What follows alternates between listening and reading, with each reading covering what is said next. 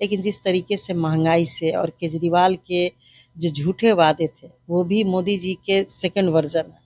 जिस तरीके से उन्होंने लोकपाल की बात कही थी, दिल्ली को चमचमाता दिल्ली की बात कही थी, लेकिन हम लोग हमेशा दिल्ली जाते हैं चूँकि हमारा राष्ट्रीय कार्यालय दिल्ली के अंदर ही है, तो जाना होता है। और जो काम हमारी नेता आदरणीय शीला दीक्षित जी ने किया था, हमको नहीं लगता कि उसके बाद एक कदम भी दिल्ली बढ़ा। और कांग्रेस के किए हुए कामों को ही ये लोग अपना काम गिनाते हैं और सिर्फ जितना ये भ्रष्टाचार की बात किए केजरीवाल जी, उतना ही भ्रष्ट ये खुद निकले।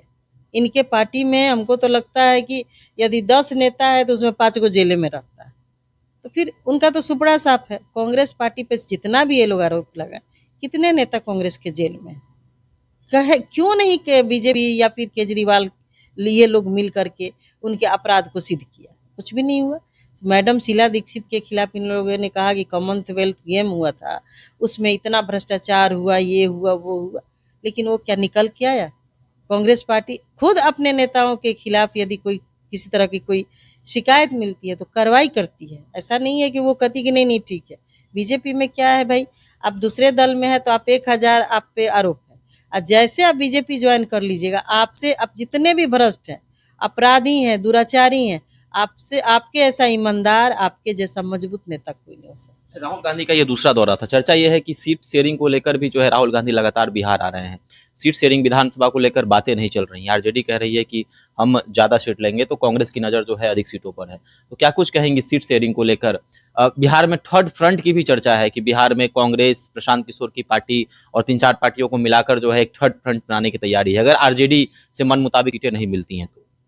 देखिए, अब तो उसके लिए हम अधिकृत नहीं है। ये इस इतना गहरा और इतना गंभीर विषय पे बात हमारे प्रदेश नेतृत्व के नेता, जो हमारे नेता आदरणीय अखिलेश प्रसाद सिंह जी बता सकते हैं, और सीएलपी लीडर है, अभी तो उनके यहाँ शोक है।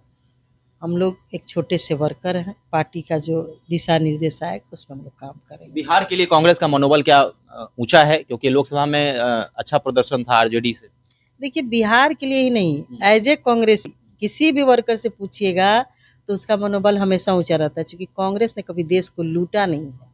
कांग्रेस ने देश के लिए जिया है, देश के लिए काम किया है, और कांग्रेस का एक स्वर्णिम इतिहास है जो देश के एकता और अखंडता के लिए कुर्बानी दी है।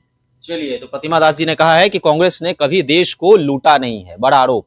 तो आपको क्या लगता है, क्या कांग्रेस का मनोबल जो है वह बिहार विधानसभा में भी बढ़ा रहेगा, जिस तरह से लोकसभा का प्रदर्शन देखा जाए? और सीट शेयरिंग को लेकर भी कई चर्चाएं हैं कि राहुल गांधी का बिहार दौरा था, सीट शेयरिंग पर बातचीत नहीं हो रही है ठीक ढंग से, तो क्या एक प्रेशर पॉलिटिक्स भी खेला जा रहा है? और क्या दलित और मुसलमान वोटरों पर कांग्रेस की नजर है? अब भी हमारे साथ कमेंट बॉक्स में अपनी राय रख सकते हैं। धन्यवाद।